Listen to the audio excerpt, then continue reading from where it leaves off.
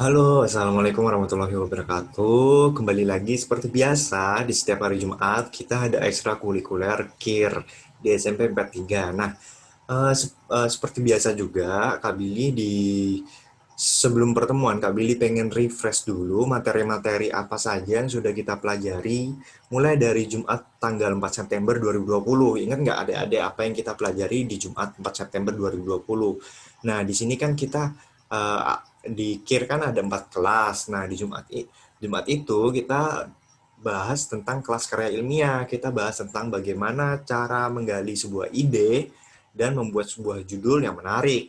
Lalu di Jumat sebelum ini, di Jumat tanggal 11 September 2020, kita ada kelas sharing. Nah, kelas sharing ini kita ya cerita-cerita, Kak Billy juga cerita di sana, ada Dimas yang cerita, ada Fanya yang cerita. Jadi sebenarnya kelas sharing ini menarik, tapi sayang banget di Jumat kemarin itu dikit banget yang ikut. Jadi ya harapan Kak Billy kalau ada kelas sharing itu kita bisa lebih banyak ikutnya seperti itu. Nah, lalu di Jumat ini apa yang ingin Kak Billy bahas? Di Jumat ini Kak Billy akan bahas tentang kelas karya ilmiah. Nah, kita akan kembali ke kelas karya ilmiah. Nah, lalu apa topiknya di Jumat ini? Di kelas karya ilmiah Jumat ini. Nah, di kelas karya ilmiah Jumat ini topiknya tentang struktur atau sistematika penulisan karya ilmiah. Kita tahu di karya ilmiah itu dibuat nggak sembarangan, ada sistematikanya, ada strukturnya. Jadi, eh, struktur atau sistematika ini yang biasanya ada ikutin untuk membuat sebuah karya ilmiah. Nah, lalu bagaimana struktur atau sistematika penulisan karya ilmiah ini? Nah, kita bahas pelan-pelan. Pertama, ada udah tahu yang kalau udah punya ide apa yang selanjutnya dilakukan, yaitu membuat judul. Kalau sudah dibuat tuh judulnya, lalu buat kata pengantar. Kata pengantar nih isinya apa aja Kak Billy? Kata pengantar nih isinya seperti ucapan terima kasih, siapa saja pihak yang membantu kita. Terus di situ juga ada ucapan permohonan maaf kalau ada kekurangan dari penulisan penelitian kita atau karya ilmiah kita.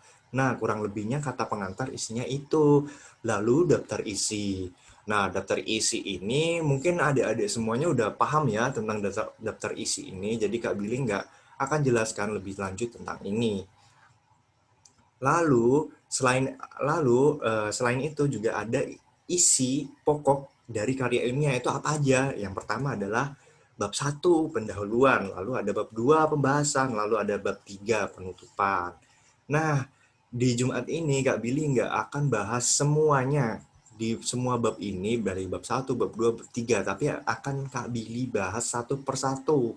Tujuannya agar supaya video ini nggak kepanjangan, selain itu juga supaya adik-adik bisa memahami lebih dalam. Jadi takutnya kalau Kak Billy bahas semua bab ini, takutnya adik-adik ribet, banyak materinya dan lain sebagainya. Jadi Kak Billy pengen meskipun dikit, meskipun pelan, tapi adik-adik paham dengan benar. Nah, kalau bab 1 pendahuluan ini banyak sebenarnya isinya. Nah, sebelum kita masuk ke pembahasan bab 1 pendahuluan apa aja itu isinya, Kak Billy pengen sedikit informasi saja. Kalau adik-adik lihat ini, pasti adik-adik tahu nih, wah Kak, ini kan seperti makalah, ini kan seperti tugas dan lain sebagainya. Nah, iya benar, karya ilmiah ini kurang lebih struktur sama isinya itu sama seperti makalah, tapi ada bedanya. Tujuan makalah pasti buat eh, tugas tugas pelajaran, misalnya ada guru minta buat tugas dibuat seperti makalah. Nah, isinya kurang lebih ya seperti ini, tapi tujuannya buat tugas. Kalau karya ilmiah kan tujuannya biasanya buat lomba dan lain sebagainya seperti itu. Lalu biasanya juga setiap lomba itu berbeda struktur atau sistematika penulisannya tergantung lombanya. Jadi misalnya di SMA ada lomba, lalu di Pemkot juga ada lomba.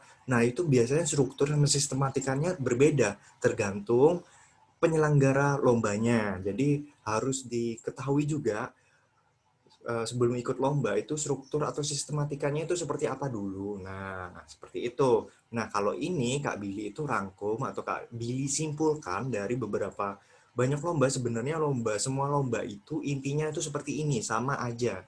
Jadi ada ya bab 1, ada pendahuluan, ada pembahasan, lalu ada penutup. Kurang lebihnya sama. Eh, jadi ini bisa dipakai menjadi acuan. Nanti tinggal disesuaikan dengan lomba yang ingin dituju seperti itu. Nah, kita kembali lagi di bab 1 ini apa aja Kak Billy yang isinya. Nah, bab 1 ini isinya itu ada latar belakang, ada rumusan masalah, ada tujuan, ada manfaat, ada tinjauan pustaka, dan ada metode penelitian. Nah, em, bab 1 ini juga biasanya disebut dengan rancangan atau proposal penelitian. Jadi rancangan atau proposal ada yang minta misalnya lomba di Pemkot Surabaya itu setiap tahun biasanya cuma minta proposal aja dulu, baru diseleksi, setelah lulus seleksi baru diminta bab 2-nya, lalu bab 3-nya. Seperti itu. Jadi kalau adik-adik jangan bingung kalau diminta hanya proposal atau rancangannya saja, itu berarti yang diminta hanya bab 1-nya saja. Dari latar belakang, rumusan masalah, tujuan, hingga ke metode penelitiannya. Jadi jangan bingung. Nah, lalu kita akan bahas satu-satu nih, apa aja latar belakang, apa aja rumusan masalah, dan lain sebagainya. Kita akan bahas. Dan pelan-pelan. Nah, yang pertama di bab 1 adalah latar belakang. Yang pertama adalah latar belakang. Latar belakang itu apa sih? Latar belakang itu adalah bagian yang menjelaskan topik penelitian, masalah yang dipilih, serta alasan mengapa memilih untuk melakukan penelitian pada topik tersebut. Karena dituliskan pada bagian awal, sebuah latar belakang tentu harus menarik agar pembaca itu minat untuk meneruskan membaca secara full atau selanjutnya. Nah, kalau bisa hanya dengan membaca latar belakang, si pembaca itu langsung paham, wah ternyata penelitiannya ini, wah ini nih, pasti bahas ini nih. Nah, itu tujuan latar belakang. Jadi latar belakang di sebuah karya ilmiah ini sangat-sangat penting. Seperti itu. Nah, lalu apa aja sih Kak Billy isi latar belakang itu? Isinya ada 3, harus menjawab 3 pertanyaan ini. Nah, yang pertama itu adalah apa objek yang diteliti. Yang kedua adalah apa masalah yang ingin dibahas, dan ketiga adalah apa solusi dari permasalahan tersebut. Itu harus jelas. Kak Billy akan kasih contoh sebuah karya ilmiah supaya adik-adik lebih bisa memahami sebuah karya ilmiah itu seperti apa.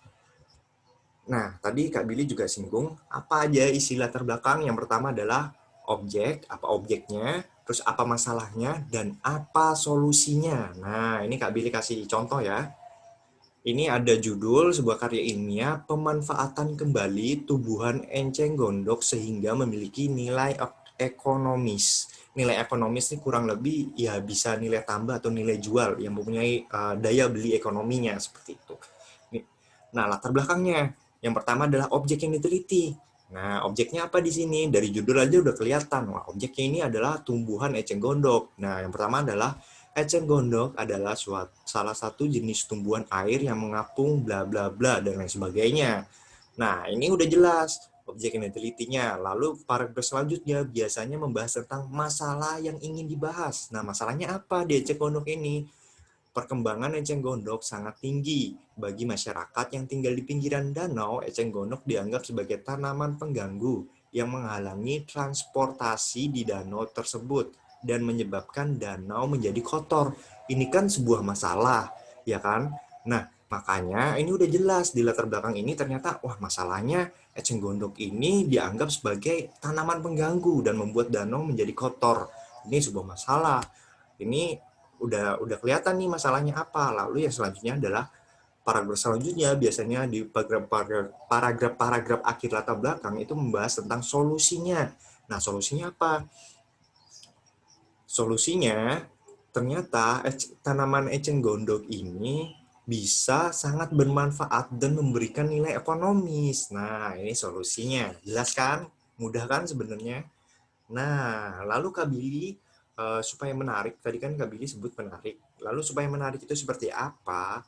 Ini Kak Billy ada tips yang biasanya Kak Billy pakai supaya latar belakang Kak Billy itu menarik. Tipsnya itu Kak Billy sebut sebagai strategi piramida terbalik. Jadi piramida terbalik seperti ini. Nah, piramida terbalik maksudnya seperti apa? Maksudnya dari pembahasan yang umum. Nah, ini kan umum, lalu di akhir-akhir semakin khusus, umum ke khusus. Nah, kita lihat lagi ke latar belakang ini. Pembahasan yang pertama kan umum banget eceng gondok, terus pengembangan eceng gondok sangat tinggi dan lain sebagainya, umum banget. Lalu semakin ke akhir paragraf itu semakin mengerucut. Nah, seperti itu. Semakin khusus. Nah, kurang lebihnya strategi piramida terbalik itu seperti itu. Dan ini sangat efektif sekali kalau adik-adik terapkan di latar belakang karya ilmiah adik-adik semua. Nah, itu tentang latar belakang. Lalu kita ke selanjutnya. Rumusan masalah. Kedua, rumusan masalah. Rumusan masalah adalah suatu pertanyaan yang akan dicari jawabannya melalui pengumpulan data untuk mendukung suatu pemecahan masalah. Rumusan masalah dituliskan dalam bentuk pertanyaan. Nah, ini penting dan harus sesuai dengan topik atau penelitian yang diangkat. Kalau latar belakang memuat permasalahan yang ingin dibahas, maka rumusan masalah akan memuat pertanyaan dari permasalahan tersebut. Nah, tadi kan latar belakang sudah tuh. Nih latar belakangnya. Lalu Kak Bibi juga dengan contoh yang sama, karya ini yang sama dengan judul pemanfaatan kembali tumbuhan eceng gondok sehingga memiliki nilai ekonomis. Lalu ini apa masalahnya? Rumusan masalahnya berdasarkan latar belakang di atas, latar belakang yang ini, maka rumusan masalah dalam penelitian ini yaitu yang pertama, apa manfaat eceng gondok? Nah, ada kalimat tanya yang terpenting adalah ada kalimat pertanyaan. Ini adalah sebuah pertanyaan. Yang kedua adalah bagaimana memanfaatkan kembali tumbuhan eceng gondok. Nah, seperti itu. Ini kan kalimat tanya semua dan ini harus sesuai dengan latar belakangnya, masalah apa yang dibahas itu harus sesuai dan ini adalah pertanyaan dari masalahnya. Seperti itu. Lalu yang ketiga dari bab 1 pendahuluan adalah tujuan penelitian. Secara singkat, tujuan penelitian ini jawaban dari nomor 2. Nomor 2 tadi apa? Rumusan masalah. Sehingga tujuan penelitian adalah jawaban dari rumusan masalah. Misalnya, dengan contoh yang sama, dengan judul yang sama, rumusan masalahnya tadi apa manfaat, bagaimana memanfaatkan kembali, lalu tujuan penelitiannya itu jawabannya. Jadi kalimat tanya ini diganti sebagai pernyataan. Nah, seperti menjelaskan, mendeskripsikan tergantung tipe penelitiannya, tapi intinya adalah tujuan penelitian ini jawaban dari rumusan masalah. Tinggal hilangkan aja tanda tanyanya dan hilangkan kalimat tanyanya. Jadi seperti ini. Misalnya dari rumusan masalah ini menjadi tujuan penelitian sebagai berikut. Pertama, menjelaskan manfaat tumbuhan enceng gondok. Yang kedua, menjelaskan cara pemanfaatan kembali tumbuhan enceng gondok. Nah, kan sama. Yang berbeda adalah ada penggantian sebelumnya kalimat tanya ke kalimat pernyataan. Seperti itu. Gampang kan? Nah, lalu kita lanjut ke yang keempat. Yang keempat apa? Yang keempat adalah manfaat penelitian. Manfaat penelitian ini apa? Jadi manfaat penelitian itu merupakan dampak dari pencapaian tujuan. Seandainya nih, misalnya dalam penelitian tujuan dapat tercapai dan rumusan masalah dapat dipecahkan, lalu apa manfaatnya? Jadi manfaat ini terbagi menjadi dua. Yang pertama adalah manfaat praktis, yang kedua adalah manfaat akademis. Kita bahas manfaat praktis, manfaat akademis. Pertama yang manfaat akademis itu apa sih? Jadi manfaat akademis adalah lebih ke mengembangkan ilmu pengetahuan karena akademis, jadi lebih mengembangkan ilmu pengetahuan.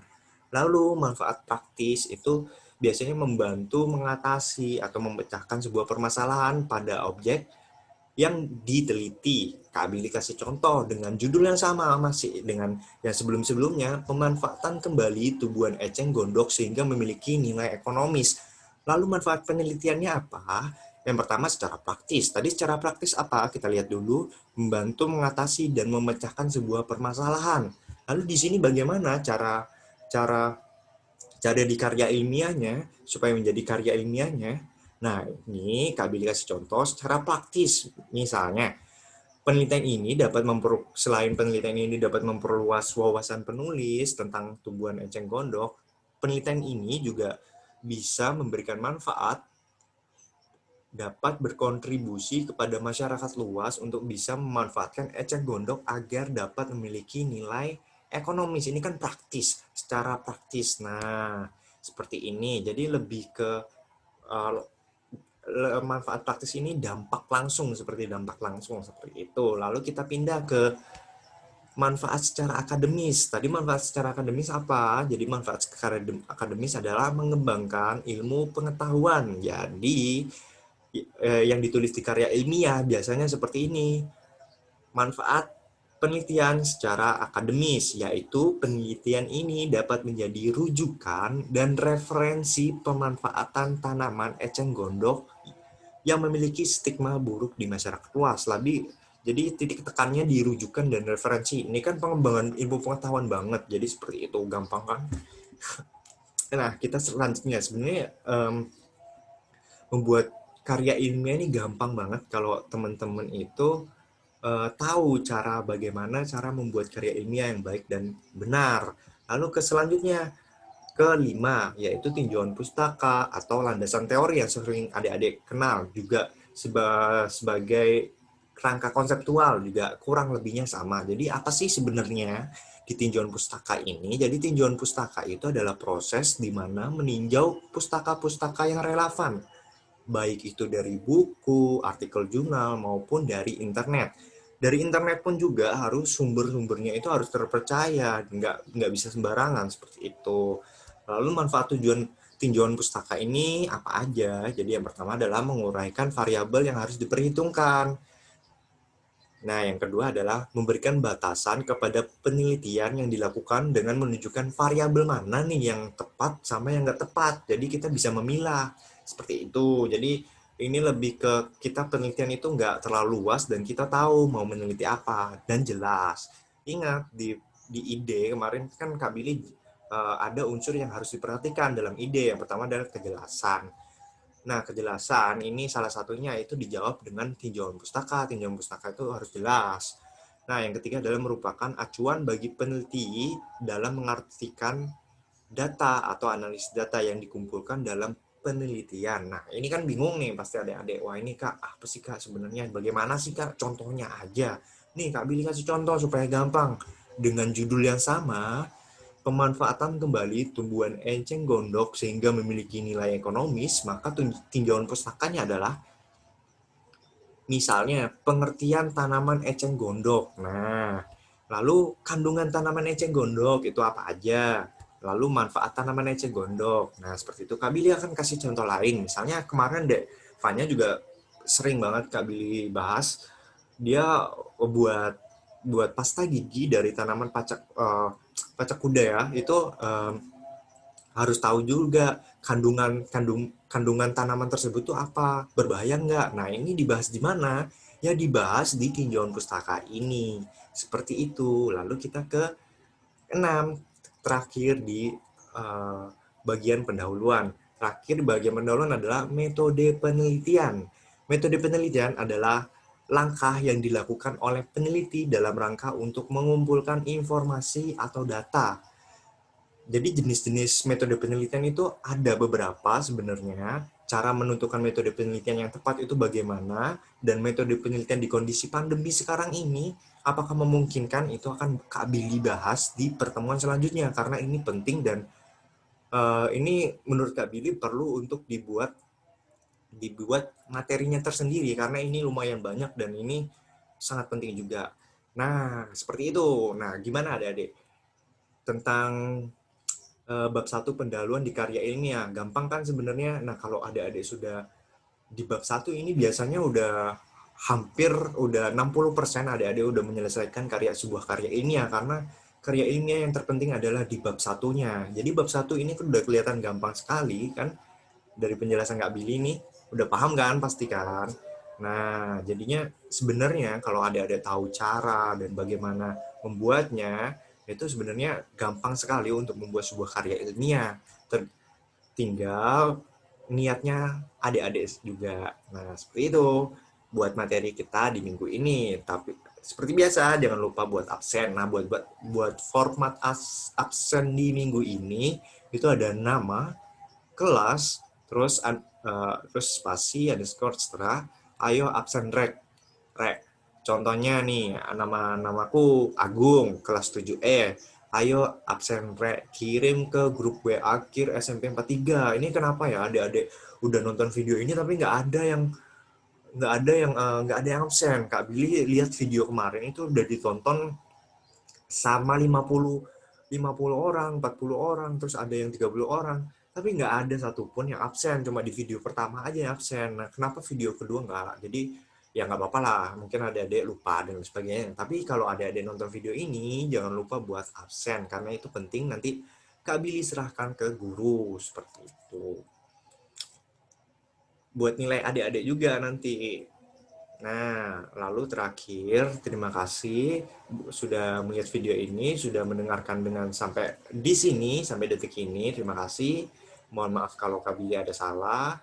Wassalamualaikum warahmatullahi wabarakatuh.